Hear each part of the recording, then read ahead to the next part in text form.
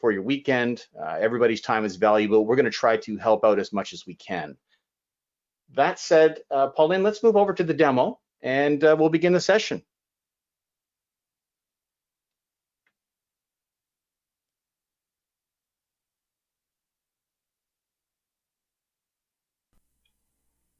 Hi, I'd like to welcome you to our virtual demo session on Fortinet's secure SD WAN solution. My name is Scott Maring and I'm a member of the pre-sale security engineering team working for Fortinet out of Toronto, Ontario, Canada. There are a variety of other Fortinet engineering resources acting as panelists who will be assisting with answering any questions you may have towards the end of the session. The agenda for today is as follows. We will discuss what secure SD WAN is, why security is important, as well as Fortinet's implementation of the technology. If you are a Fortinet customer and you're running a small to medium environment, you're probably already using the FortiGate web UI for your security. Whether you're new or experienced with our offerings, we're going to explore how SD-WAN is configured using that FortiGate web UI. Once we've reviewed the FortiGate's web interface, we'll move on to the first demo. We will look at using SD-WAN with a cloud-hosted voice over IP service called RingCentral. In an enterprise environment, or really any environment that requires the ability to scale, our FortiManager product should be used to provide centralized management in a single pane of glass fashion. We will show how SD-WAN settings can be templated and deployed at scale in your environment by deploying SD-WAN remotely to another branch office that is currently operating without any SD-WAN configuration. The final demo will show how SD-WAN can be utilized in conjunction with Fortinet's AD VPN, or Auto-Discover VPN, to maintain a SIP call between two branches. AD VPN tunnels will be established dynamically between the two branch offices, providing an optimal VPN path for voice over IP traffic. We will wrap up the virtual demo session with a question and answer period. Feel free to submit your questions using the chat feature throughout the presentation. Without further ado, let's begin the session.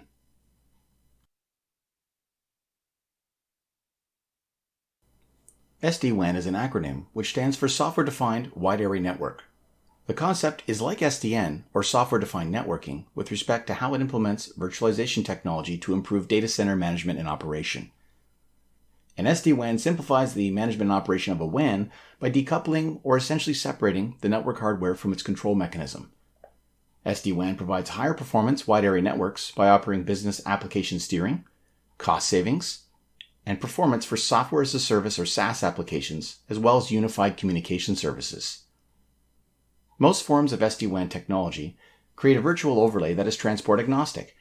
It abstracts the underlying private or public WAN connection, like MPLS, broadband internet, fiber, wireless, and long-term evolution, or LTE. Enterprises can keep their existing WAN links, while an SD-WAN overlay uses the multiple tunnels to optimize bandwidth by directing WAN traffic along the best route to and from branch offices and data center sites. SD-WAN technology centralizes control of internet-bound traffic and enables agile real-time management over these links. While SD-WAN is used to intelligently steer traffic, the need for security is critical. Fortinet was the first pure-play security vendor to implement what we call Secure SD-WAN, which combines our best-of-breed next-generation firewall security, SD-WAN, advanced routing, and WAN optimization into one unified offering. One other thing that we feel is worth mentioning is that our Secure SD-WAN offering is a free feature which is included in every FortiGate, from the smallest to the largest models, including both physical and virtual appliances. There is no licensing requirement to use this functionality.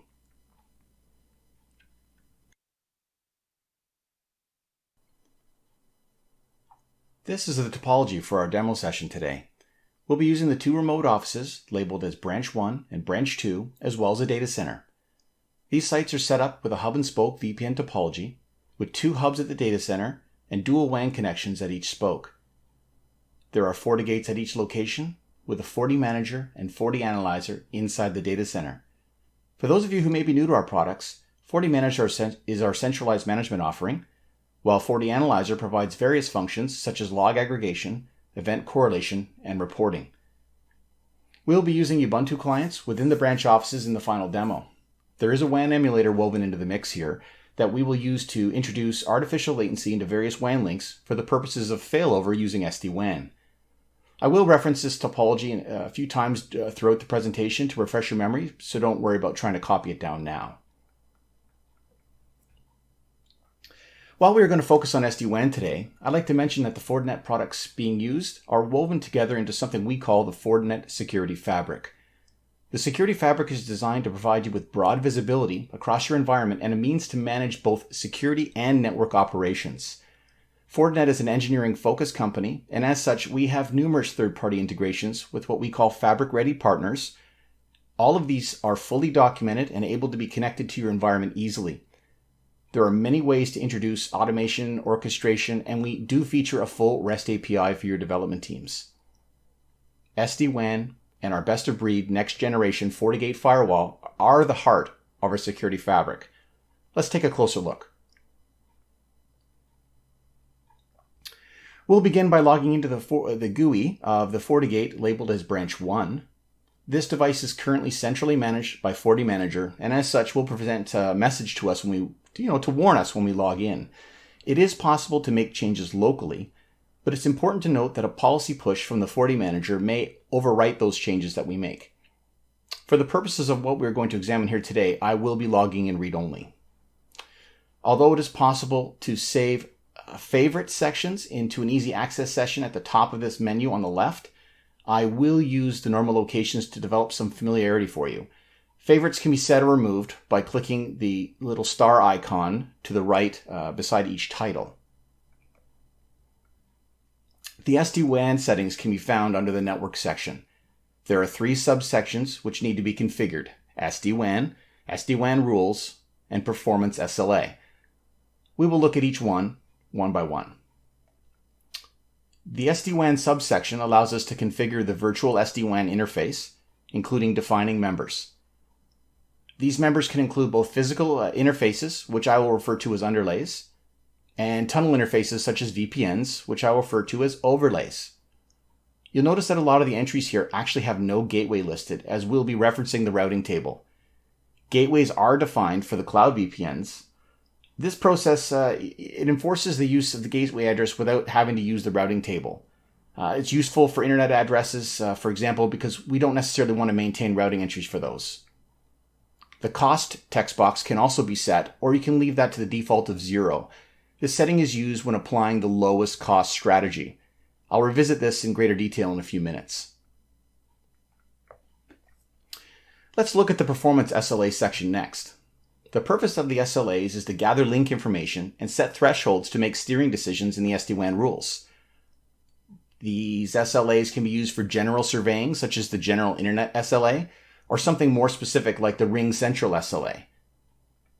If you click on one of these SLAs, you'll notice real-time performance tracking for the past 10 minutes or so along the top of the window. Individual metrics can be refreshed by reselecting the Performance SLA subsection on the left side of the screen, but that information is not real-time, so just remember that. When you want to see that again, you just have to click that, and those are the numbers towards the bottom, and you'll see that throughout our demos. I will be doing just that as we move into the Ring Central demo, which is next. I will edit one of the Performance SLAs to show you the contents. The protocol is used to determine health of the link. The GUI shows options for ping and HTTP, which are usually sufficient. But if you're looking for something else, the CLI has additional options such as TCP Echo, UDP Echo, and TWAMP, or Two-Way Active Measurement Protocol. The server option defines which IP or FQDN should be monitored. Listing 2 servers cause the software to return a failed verdict only if both are unreachable. So it's important to note that. You'll usually use just one. Participants allow you to choose which SD-WAN members are going to be used in the SLA.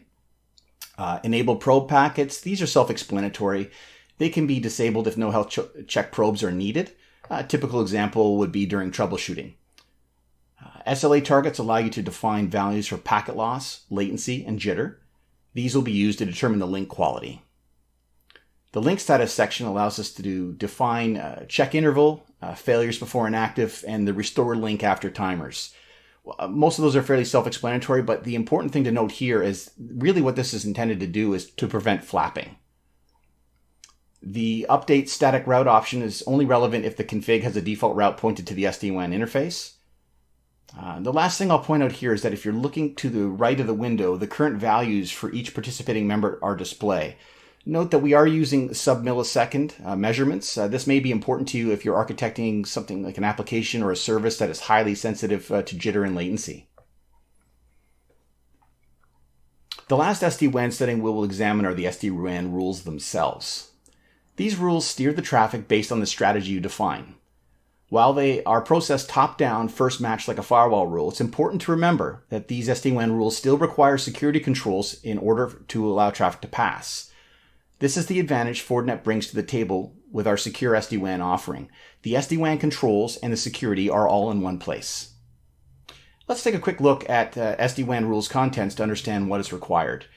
As expected, there are many fields which are again self-explanatory, such as the source address and user group.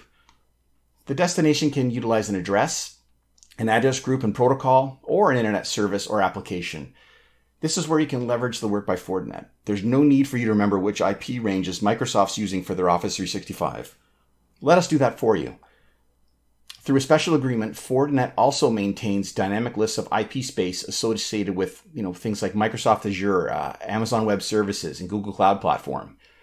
This might be important to you if your security posture includes controlling access to third parties or perhaps operating in these cloud constructs. The outgoing interface section is where you would define the strategy that you want to employ. And there are a few of them here. Let's talk about each one. Manual forces traffic towards a specific member. This can be used for critical traffic on your best link or less important traffic on your broadband internet connection. Best quality. It chooses the best link available based on the criteria defined in the measured SLA chosen. Think of this like a health check. Lowest cost chooses the member with the lowest cost associated with it if the SLA is met. Remember when we first defined the members in the SD-WAN virtual interface a few minutes ago? This is where those costs matter. If all members have the same cost, the interface will be selected based on the order they were added to this rule. The first interface added is considered the preferred interface. The order is up to you and can be changed at any time. Maximize bandwidth is the last option, and really it uses all members listed if they meet the required SLA target or targets. Sessions are balanced in a round-robin fashion. Let's talk about a few of the SD-WAN rules that are listed here. You'll see at the top there's a guest rule, and it's using a manual strategy to pin all traffic from the guest LAN out WAN 1 interface. This is a good example where a customer might not want their guest Wi-Fi traffic to fall back on the costly MPLS link if their broadband internet link was down. This could cause an outage for that traffic, but that would be a calculated move based on its low priority for the business. Again, you can decide what you'd like to use in this type of situation.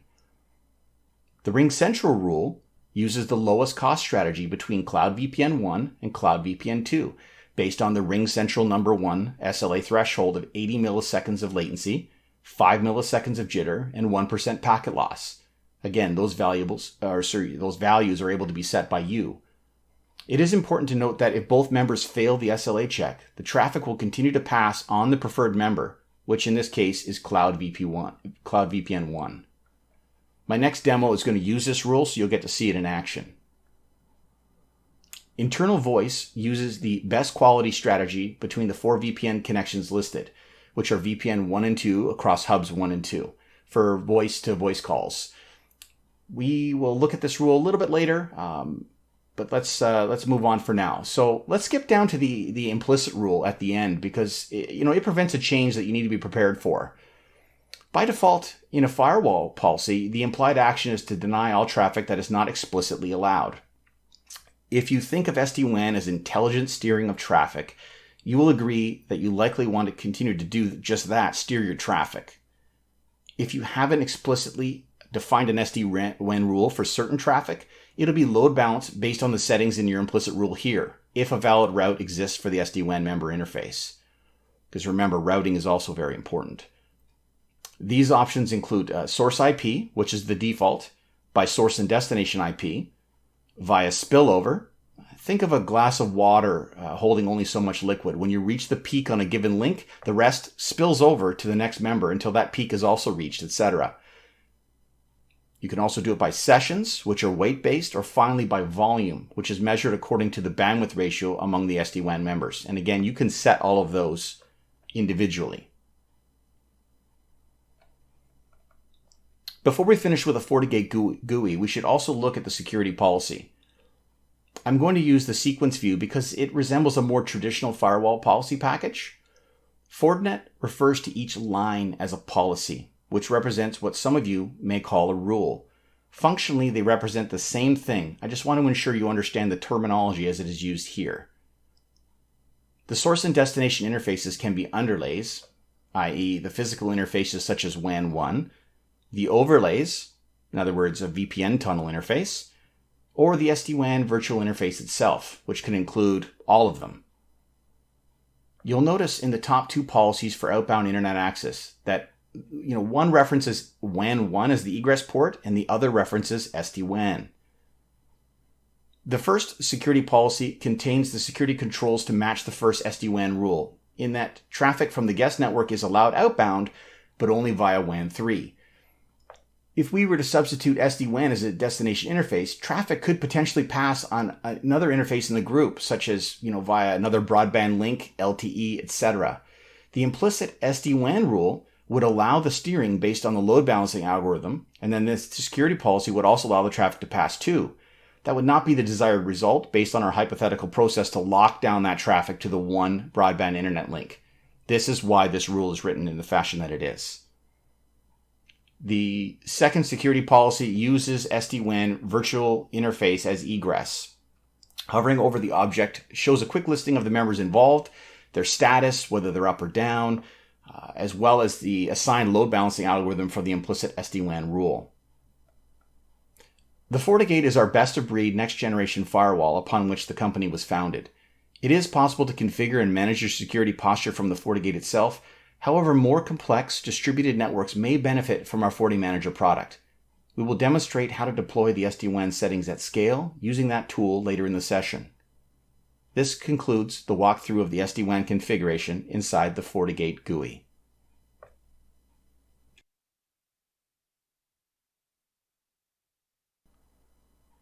Now that we have seen how SD-WAN is configured on the FortiGate, let's use that configuration to demonstrate a common use case.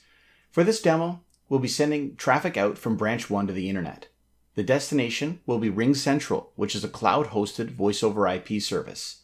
We'll be using the lowest cost SLA strategy to monitor traffic on two different VPNs, CloudVPN 1 and CloudVPN 2. Let's review the demo topology once more. Remember that we have an SD-WAN rule created for RingCentral, which we saw in the previous section for the FortiGate GUI. Both costs were equal and they were set to 0, with the CloudVPN 1 being the preferred gateway. Lowest cost will follow the order the members were selected if both meet the SLA, which both do currently. Let's look at the logs. We have a custom log filter already set up to show RingCentral. Let's change the frequency to show real-time logs. The logs are currently using CloudVPN 1 as expected. We're going to simulate a problem on the CloudVPN 1 link. We will do this by introducing artificial latency using an open source program called WAN Emulator. Let's log into its web interface and change the latency on that link to 200 milliseconds. All we have to do is click Apply at the bottom for that setting to take effect. On the FortiGate at branch 1, you will notice that the performance SLA recognizes the increase in latency.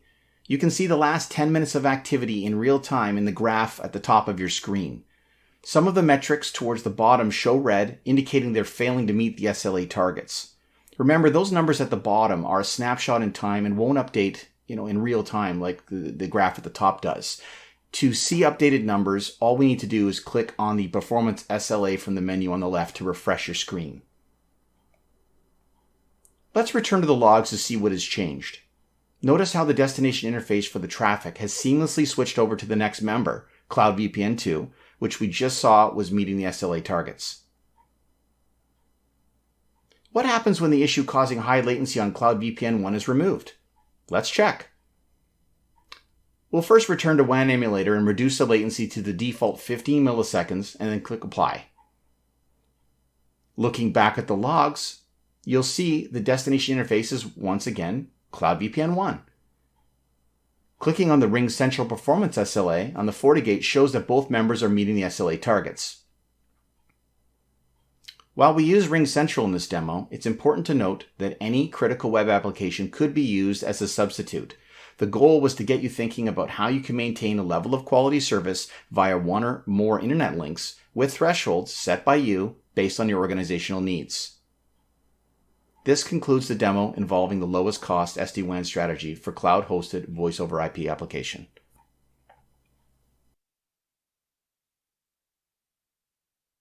We're now going to examine how Fortinet Secure SD-WAN can be configured using our centralized management tool called FortiManager. Let's review the demo topology once again. We examined Branch 1 during the review of the FortiGate web user interface. If you recall the warning message when we logged in during the previous demo, the FortiGate was centrally managed. We will review the settings for the SD-WAN overlay in FortiManager and use a templated approach to deploy SD-WAN to another managed gateway labeled as Branch 2. Once we have logged into FortiManager, we'll navigate to the Device Manager.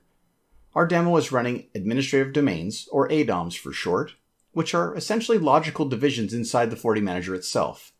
By default, everything would be in one ADOM called root. Further division is possible to segregate the FortiGates as needed for your environment. This is helpful for large enterprises and multi-tenant deployments. For the purposes of this session, we'll be using the ADOM named Demo. You will see there are two managed devices, FGT Branch 1 and FGT Branch 2. FGT is the short form for the beginning of the FortiGate SKU. This naming convention is often used in demos. Similarly, you may see FMG for FortiManager and FAZ, or FAZ, for FortiAnalyzer, which again is our log aggregator, event correlation, and reporting tool. We will click on the SD-WAN tab along the top and look at assigned devices. You will see that only Branch 1 exists in this table. Looking at the SD-WAN templates from the left pane, there are two which are displayed. You'll see Branch-SD-WAN and Hub-SD-WAN. This is also where you would import a template from a FortiGate. This is important because it's possible that you have an existing SD-WAN set up on the FortiGate, much like we saw earlier in the web user interface demo. You could essentially save yourself the trouble of recreating everything and just import what you've already created. We will cancel this because the FortiManager already has the templates we need. Clicking on the Branch SD-WAN template, you will quickly notice that this is an exact copy of what we saw earlier in the FortiGate web user interface, including the SD-WAN interface status, members, performance SLAs, and SD-WAN rules.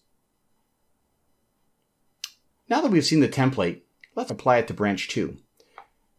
We will again click on Assign Devices and then click Create New. Let's select Branch 2 from the drop-down and then assign the Branch SD-WAN template to it. At this point, we just need to install it along with our standard branch policy package.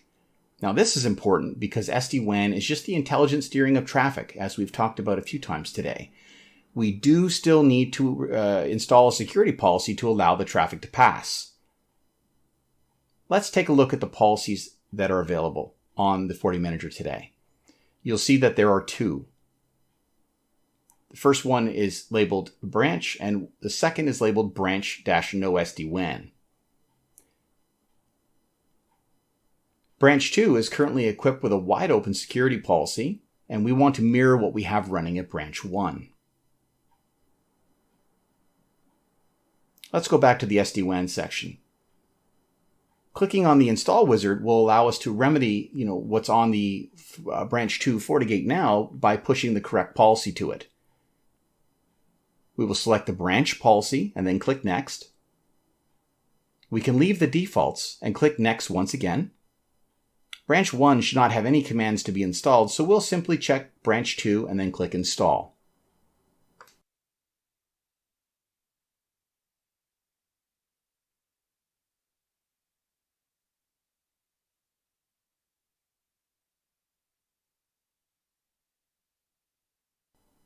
Once the install is completed, we can click on the Monitor tab, and our newly provisioned Branch 2 will now show on the map as being in Toronto, Ontario.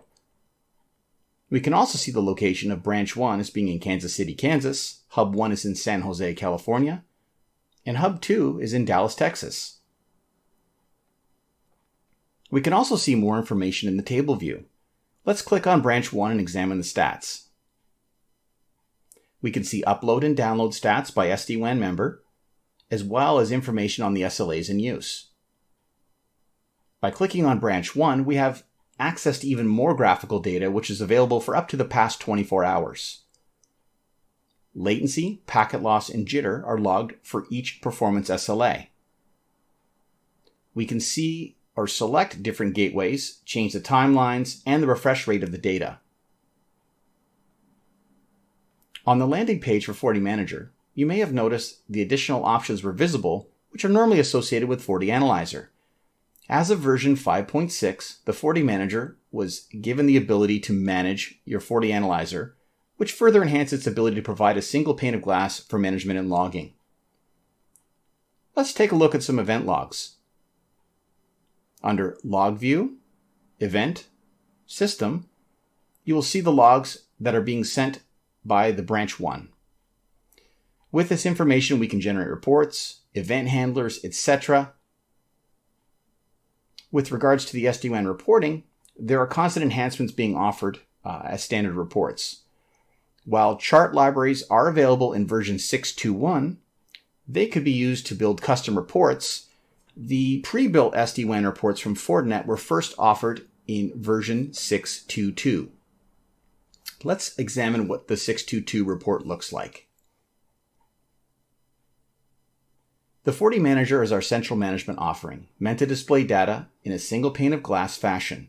This tool allows you to scale security and SD WAN policies out to hundreds or thousands of FortiGate units, all with the click of a few buttons. The ability to deploy at scale is essential in any complex or geographically dispersed environment. The FortiManager also allows for true zero-touch deployment of FortiGates. In the interest of time, we will not be covering that in today's demo session, but if you feel that may be useful to you, please let your local account rep know and we can arrange a private demonstration. This concludes our review of the FortiManager as it pertains to SD-WAN and the deployment of templates at scale.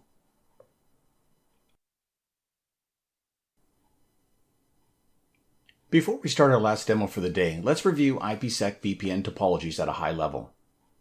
The simplest topology is hub and spoke. Hub nodes concentrate spoke nodes in a star topology. Spoke-to-spoke traffic must go through the hub, which has the potential for creating undesired latency. This topology also consumes additional resources on the hub, such as internet bandwidth. A partial mesh is typically a hub and spoke topology with additional direct tunnels between some of the spokes. This is the middle ground between hub and spoke and a full mesh. A full mesh creates direct connectivity between all sites. This is very efficient for spoke-to-spoke traffic. This is also a complex configuration that is not really scalable.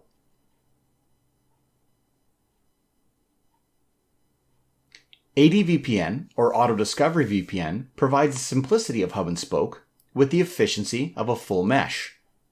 ADVPN tunnels, also referred to as shortcuts, are dynamically established between spokes. The last functional test we will be performing during today's session involves SD-WAN and how it will perform in conjunction with ADVPN.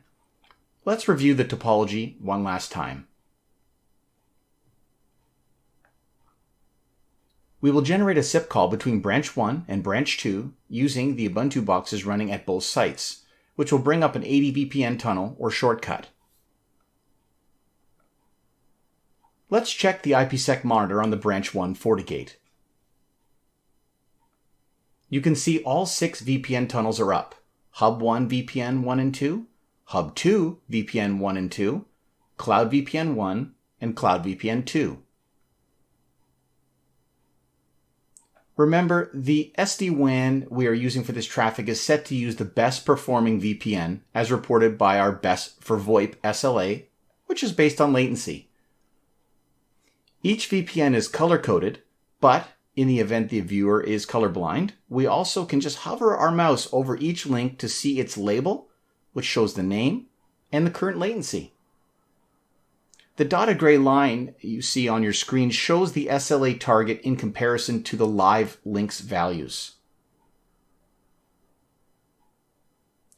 We will now connect RDP sessions to the Ubuntu Branch 1 and Ubuntu Branch 2.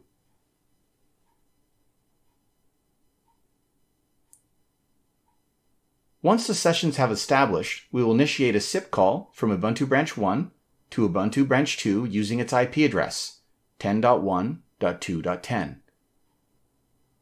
We have the soft phone on the Ubuntu Branch 2 set to auto answer. Let's open the IPsec monitor for the Branch 1 FortiGate and see what has changed. Notice the extra VPN tunnel now with an underscore followed by a 0 appended to the VPN tunnel name. This is the shortcut established by ADVPN. We can also see this on the FortiManager inside the VPN Manager tab. Clicking on Monitor and then filtering for Branch 1 will show the same result. Let's introduce some latency on the VPN 1 links. We will increase the latency from 15 milliseconds to 150 milliseconds and then click Apply. Looking back at the performance SLAs on the Branch 1 FortiGate, we now see that VPN 2 is reporting the best latency. If we navigate back to the IPsec monitor, we will see a new ADVPN shortcut has been established in the same fashion as before, with the exception that is now attached to the Hub 1 VPN 2. Looking back at our RDP sessions, we will see that the call is still established despite the switch between one VPN and another. This concludes the demo involving the best quality SD WAN strategy and a SIP call between branch offices using ADVPN. Before we move into the question and answer period, I'd like to quickly summarize what we covered here today. We established a baseline definition for SD-WAN and then discussed how Fortinet's implementation of secure SD-WAN combined the SD-WAN technology with our best-of-breed next-generation FortiGate into one unified offering. We reviewed the SD-WAN configuration options from within the FortiGate web interface and discussed at a high level how the FortiGate and secure SD-WAN were at the heart of the Fortinet security fabric. Our first use case demo involved a cloud-hosted voice-over IP service and the lowest cost SD-WAN strategy to ensure optimal quality was met. We used Fortinet's enterprise-grade centralized management tool, FortiManager, to demonstrate that the SD-WAN configuration can be easily templated for rapid deployment at scale across your environment. Our second use case demo showed how ADVPN, or Auto Discovery VPN, could be used to set up a dynamic spoke-to-spoke shortcut tunnel for efficiency. We then used the best quality SD-WAN strategy to illustrate how such a connection could be seamlessly failed over to another ADVPN shortcut to maintain the best possible connection based on the defined SLA targets. From my experience in the field, I can say that SD-WAN configurations, like many other things in our industry, can vary greatly from customer to customer. I have worked with large retail organizations who want to use a mixture of broadband internet and dedicated fiber to their stores, backhaul certain internet-bound traffic to the data center, while still using that local broadband connection at the store level for other internet traffic. Another completely different example involved me working with a large telecom to help expand their portfolio from offering just dedicated circuits and managed MPLS to offering a managed SD-WAN service powered and secured by Fortinet. I have heard SD-WAN referred to as an MPLS replacement tool, but this example shows that even the telecoms recognize that there is a valuable use case for embracing SD-WAN technology, even if it reduces the utilization of higher cost MPLS links. There are times when 4 nines or 5 nines are required, and it will be in those instances where MPLS will be important, so it's not going away anytime soon. Fortinet has been working with SD-WAN for over 3 years. Despite it being a zero-cost feature, we believe that a secure SD-WAN solution is important for our customers. As a result, we are constantly improving our offering with every feature release. Thank you for your time and attention during today's presentation. Please reach out to your local innovation partner or Fortinet account team if you'd like to test our secure SD-WAN solution in your environment. Hitting a bug on our side, but this new one, it could easily be something on tax side, or sorry, on the cusp or the. Okay, gotta like people who leave their mute off. That's all sorted there, folks. Thank you very much for your attention. We've had quite a few questions here, and for those of you who still have unresolved questions, I will answer them as fast as I can. Again, we're going to go through a few of them here live. I'm just going to repeat them for everybody to see. Unfortunately, some of the panelists, it looks like they were just replying, to the individual person, which is okay. It's just a variance of style. I try to reply to all so that you can see everything at the same time. So let me just start off by just going through some of these here. Okay, so one of the questions we had was, does your SD-WAN solution support dual FortiGate firewalls at a larger branch? And yes, we do. Dual device redundancy, it's something that we support at both the branch and data center level.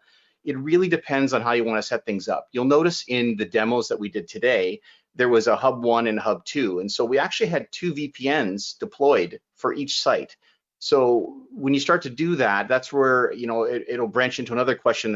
One of the other folks was asking about dynamic tunnels. And yes, that's something else. The reason I reviewed some of the VPN topologies at the beginning was just because you start to talk about full mesh and, hub and spoke or the star topology, you start to look at the complexities of one or the other and how do I make things easier? Because the reality is, from what I've seen at customers anyways, nobody's telling me, Scott, I have too many people and not enough stuff for them to do.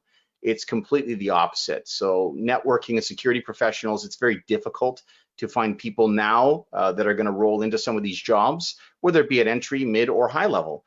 Some of the greatest resources are already employed and they don't want to move on. And some of the newer people, it's like they're not interested. So we need to make this as easy as possible while still maintaining an effective security posture for you. So again, if you want to do things in HA, that was another question we had. That's a perfectly viable solution, and SD-WAN is supported in a high availability, scenario or configuration.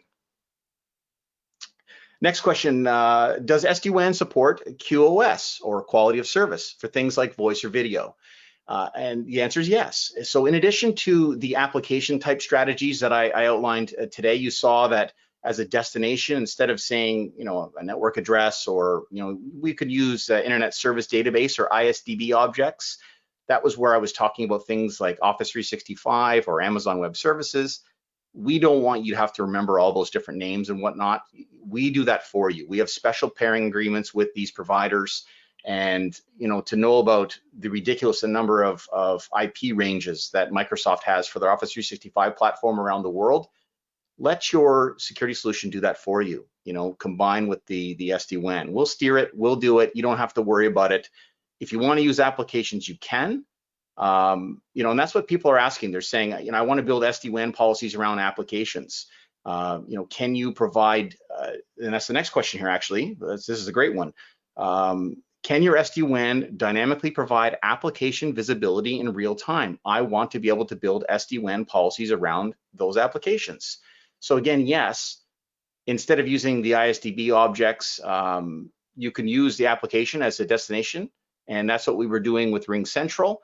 Again, we were using a VPN, and it's in a nested environment. We've got a backend built into Azure, and there's a few things. So that's why you saw Cloud VPN 1 and Cloud VPN 2. It's just a different link, different VPN that we have set up just to tunnel some of the internet traffic out a different route. But in a production environment, or if we were building this in your lab, we would do that with physical underlays. So there would be actually WAN 1 or WAN 2. It's typically what you'd see on a Fortinet device, and you would just steer it out. And that could be, like in my area, we've got a cable provider named Rogers. We've got, fiber, whatnot with Bell, or DSL connections with Bell Canada. And there might be 2 broadband internet connections at a particular site, and I've seen this with quite a few of our customers, and they want to be able to steer certain traffic out one or the other. Some of them, to direct specific services over one or the other. There's so many different options, but you can get that layer 7 visibility that this individual was asking about, and then we just steer it with the SD-WAN. So actually, I did forget, I apologize, I forgot to conclude my last question. So the second question was about, does SD-WAN support QoS for things like voice or video? So again, in addition to using those application strategies, we do have QoS configuration that allows you to shape, queue, and rate limit traffic. So all of that functionality that you're used to on the FortiGate itself, we can then take that and apply it to some of these SD-WAN rules. So, that's going to come into effect with a couple different ways. I actually have another question here about this. This was it's It's like these people were all working together. So let's see, look at, so here's the one. So it says for sites that use multiple mobile networks, like cellular SIMs, they might have data rate restrictions which throttle the link after so much usage. What load balancing method do you suggest? We don't want our staff to get throttled if we can avoid it. Now, load balancing is available in a couple different ways with SD-WAN, with Fortinet. So if you look at it, we had the maximized bandwidth SLA, and there was also some mention in the implicit SD-WAN rule. So if you recall, the maximized bandwidth, it allows you to load balance the traffic among the links that you choose. You can decide what the preferred interface is and add others as well. Now, assuming they meet the SLA criteria that you specify, so that was the packet loss, the latency, the jitter. The implicit rule will then allow you to choose between things like the source IP, that was the default, source and destination IP, by spillover, and again, that was the glass of water analogy that I used, but essentially, again, so much bandwidth being used on one link and then pushing it off to the next. So you could say, I want 500 megabit per second on this, WAN 1, and then everything else move off to WAN 2, and then its limit would be another 500 megabit per second as an example, and so on. So that way you're not overtaxing a line.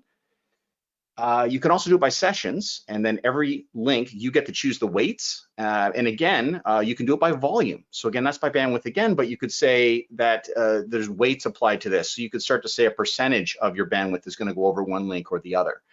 But again, QoS can apply in a situation like this because you can apply bandwidth limitations. You can shape the traffic, queue certain traffic, and that would probably also assist with that. So again, with the cellular, it's going to depend. If you've got a mixture of cellular and say broadband internet, you're laughing. The cellular at that point would become something that you would use for backup in the instance that your other link wasn't available.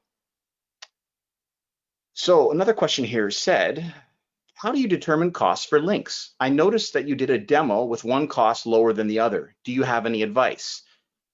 That's another great question. So it really depends on you as a customer, and really you don't need to worry because these values can be adjusted at any time. Typically, we'll see customers assign a lower cost to, again, a standard internet connection, which for a branch office, that could be something like a broadband internet link, like a cable or a DOCSIS connection that I spoke of earlier. But it could also be that dedicated circuit like MPLS. It really depends on the situation.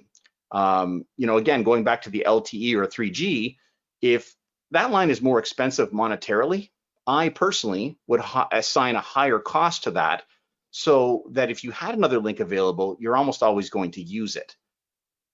Remember, there are other strategies you can do if you want to make sure that certain traffic, the example I used, just talking about it in the video, was having guest Wi-Fi traffic, at your particular branch. You don't ever want that to use your MPLS link or perhaps your cellular link because it gets expensive. And is that considered critical? That really depends on what you want to do in your environment. But if you said, hey, I don't really care if we have an outage there, because if the internet link is restricted to our LTE, it's going to be expensive for us. We want it to be critical traffic. We don't want that to happen. That's one of the advantages that Fortinet brings. We're the first pure play security vendor to combine, the next generation firewall with the SD-WAN feature. Again, I mentioned this in the video, but I'll say it again. There's no cost for SD-WAN. It's a feature, and it's interesting because it's a huge push for us as a company. 6.4 FortiOS just released on March 31st, and you'll see that there are even more enhancements in the product there. And it's funny because even though it's a zero cost feature, we're not making any money on this. Our founder and CEO, Ken Z, has basically said, this is something that's critical to how our customers are going to do business moving forward. We want to be at the forefront. And that's why we are constantly, striving to improve the service and reach feature parity with some of the pure play SD-WAN vendors, because there are some great solutions out there, but they're a little bit more complex. They cost a lot of money. And is it something you really want to add into your network? Sometimes the answer may be yes, but if you're already using Fortinet, why not take a look? And that's something that we've really done with a lot of our customers so far. I've done a lot of POCs where, some customers are saying, I want to replace my MPLS. And I talked about that as well. But, there are times where it's like, hey, let's just balance the traffic. Let's put stuff that we can afford to put out on the internet broadband link as an example, and our dedicated stuff, we'll send that back. With so much compute power, with the tried, trusted, and true security that we provide at Fortinet, you can get really powerful gateways at your branch sites. You don't necessarily have to hairpin all your traffic back to your data center or your head office and then buy massive firewalls there with a really big internet pipe and then send it for inspection and send it out that way. You can actually do the inspection locally while still maintaining a separate connection and steering all the traffic appropriately. Let's look at another question here. So actually, this one is not related to the actual SD-WAN material, but this is actually something I've been asked a couple times here, it looks like. Are you able to share the demo material so I can recreate this in my lab? So again, this is part of a larger nested set of virtual environments developed by our internal consulting security engineering team here at Fortinet. We can't give you access to this particular demo, but if you speak to your local Fortinet SE, they'll gladly help you set up something in your environment. Again, that WAN emulator tool that I used in the demos is open source, which means you can leverage that in your testing without any cost to you or your business. You don't require an account, you download an ISO. I'm sure most of the folks on the call are technical. There's no issue with doing it. It's quite easy to deploy. And the reason we use that is just to be able to add the artificial latency and force some of these failover scenarios. So if there's something you really wanted to test yourself, I invite you to talk to your local team, get them engaged. They'd be more than happy to help. Everybody here is, skilled with SD-WAN, and they're more than happy to help you solve some of the business problems that you're experiencing today. Just checking time here. We're just about at the limit. Just going to take a couple more questions here. Let me just scroll through the list. Okay, so we talked about the HA already. Let's see, there's still questions coming in here. This is fantastic. Thank you very much. And everyone, again, I will get to these questions. I will respond to them all, and we'll get you a PDF copy with question and answer side by side. And then you can follow up with your local teams as well. Somebody asked, how many interfaces can an SD-WAN interface have? So the SD-WAN virtual interface can have 256 members. That seems like a lot. I haven't seen anybody that has more than 256 connections at their site, but again, that's going to combine both physical underlays and the virtual overlays. So if you have multiple VPNs, et cetera, across the physical interfaces, that's going to add up too. But still, 256 is a lot. If you do have a need for more, please let us know. I mean, that's something we're always interested in hearing too. A lot of these new features and anything that comes out as part of development, it's as a direct result of feedback from our customers. Next question, in order of operations, is this a hit and stop set of rules like a typical firewall? So yes, it is processed top down, and first match will basically steer the traffic appropriately. But I was just saying the difference here and between a firewall, when if you don't match on an explicitly defined rule, the traffic on an SD-WAN will be steered according to your implicit rule. And I talked about those load balancing algorithms earlier. Being able to use source IP by default, source and destination IP, spillover, sessions, or volume. So that's why you would pair this with our security policy. And again, if you were trying to use something like, if you wanted to pin something, so our manual strategy, you can actually say specific traffic is going to be tied to one link. So a perfect example would be Office 365. We want that to go to our high-speed internet link. That's how we want it done. It's going to go across WAN 1. You would create a manual rule that would do that. It would steer it to WAN 1. And then on the security side, you would create a policy rule that allowed the traffic to pass. Because remember, it's not just the routing, but it's also the security. You have to allow the packets to traverse the firewall one way or the other. So you would basically say allow from source, the source interface would be your internal network or your VLAN or whatever you have defined. Your destination interface would then be WAN 1 for that particular internet service database object for Microsoft Office 365. That's a great way to do that. Okay, there were quite a few questions on failover. Again, one of the things that it does depend. So again, when failover occurs, would it be transparent to the end users? obviously we would like to say yes always, but that's not always true. It really depends on the situation. It depends on whether that traffic is using a physical underlay or a virtual overlay. On the overlay side, no. It's almost always seamless, but on the physical underlay side, if there was something happened, there could be a reset for the connection. So again, it totally depends. This is something I would always lab depending on what you want to talk about, but really it boils down to networking. And if something's traversing from one to another on a different circuit, then yes, there's a pretty good chance that there's going to be a connection reset, and that could affect quality or user experience for your user base. Again, that's not necessarily a Fortinet thing, that's just a technology thing, but we can definitely test that with you. If you have questions, please let us know. All right, Pauline, we're reaching the end of our session here. I'll just turn it back over to you if you have any final housekeeping things, and thank you very much, everyone, for your attention. Thank you very much, Scott. This concludes the demo and the Q&A portion of our webinar today.